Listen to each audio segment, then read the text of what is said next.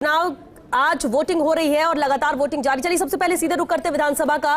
विधानसभा के अंदर मौजूद है सहयोगी योगेश शर्मा। योगेश जी, फिलहाल क्या जानकारी मिल पा रही है? अभी कितने वोट पड़ चुके हैं अब तक?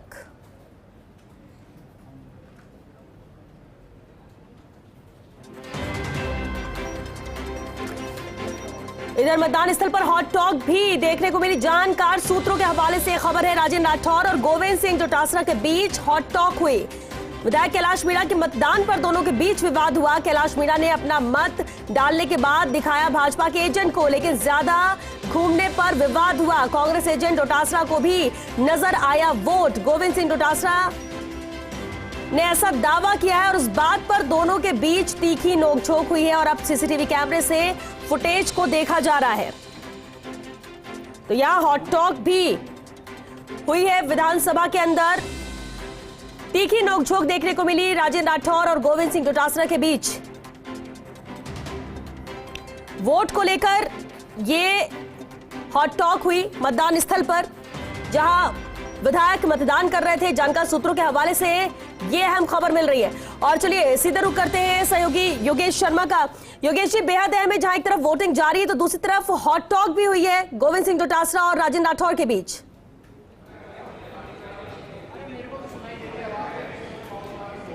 देखिए, सबसे बड़ी खबर जो अब तक मिल रही है, जो सूत्रों के अनुसार जो जानकारी प्राप्त हो रही है कि शोभा रानी कुशवाहा के वोट खारिज होने की बात आ रही है और गढ़ी विधायक कैलाश मीणा से भी वोट देने में गलती हुई है, जिसकी जांच विचाराधीन चल रही है कि इसी मुद्दे पर विवाद हुआ था। लेकिन शोभा रानी जो कि विधायक है धौलपुर से, वो भारतीय जनता पार्टी, उनके वोट खारिज होने की बात आ रही है। हमारे साथ रफीक खान है, कांग्रेस पार्टी के विधायक। रफीक जी, यहाँ तो गेम प्लान कुछ बदल रहा है। बदल नहीं रहा। अगर ये खारिज नहीं भी होते तो भी कांग्रेस पार्टी अपने पूरे मतों के साथ फुल मतों से जीत रही थी और किसी तरह का कोई विवाद नहीं था। ये तो भारतीय जनता पार्टी ने बेवजह एक व्यापारी आदमी को यहाँ खड़ा करके और एक हॉर्स ट्रेडिंग का माहौल पूरे प्रदेश में कर दिया। पुराने ज़माने में अपन पढ़ते थे स्कूल में, किताबों में, स्टोरी में ये होता था कि परिवार का मुखिया अपने परिवार के सदस्य को गुंडों से, बदमाशों से, डाकुओं से, इनसे बचाने के सारे प्रयत्न करता था। आज देश में ऐसा ही माहौल है और इस सब को फेस कर रहे हैं। इस पिछले पूरे कार्यकाल को आप देखोगे तो हर समय Bharatiya Janata party horse trading के अलावा कोई काम नहीं कर रही। कहीं धरातल पे काम नहीं है, वो हॉर्स ट्रेडिंग करना चाहते हैं। उनसे मैं कहना चाहता हूँ कि सीखे मुख्यमंत्री अशोक गहलोत जी से कि कैसे आम जनता के लिए काम किया जाता है, आम जनता को फ़ायदा दिया जाता है। लेकिन रफीक जी, यहाँ बात हो रही थी, दावे हो रहे थे कि कांग्रेस कैंप में सेंस लगेगी और बीजेपी के नेता दावे कर रहे थे। यहाँ उल्टा हो रहा है। यहाँ अभी तो जानकारी मिल रही है कि 2 वोट खारिज हो सकते हैं, इस तरह की बात सामने आ रही है। 1 वोट की तो मैं आपके चैनल को पहले भी कह चुका था कि हम पूर्ण बहुमतों से, जितने हमारे सदस्य हैं उन सभी का वोट हमें मिलेगा और किसी तरह की कोई समस्या नहीं है। और ये उनके खेमे में 2 वोटों के रिजेक्शन की खबर आ रही है, निर्णय अध्यक्ष जी को लेना है। लेकिन 1 वोट तो मेरे को लगता है कि 100% खारिज होगा ही होगा और दोनों खारिज होने की बात है। तो वैसे भी हम जीत रहे थे और ऐसे मतों का डिफरेंस और बढ़ जाएगा, हमारा जीत का अंतर बढ़ जाएगा।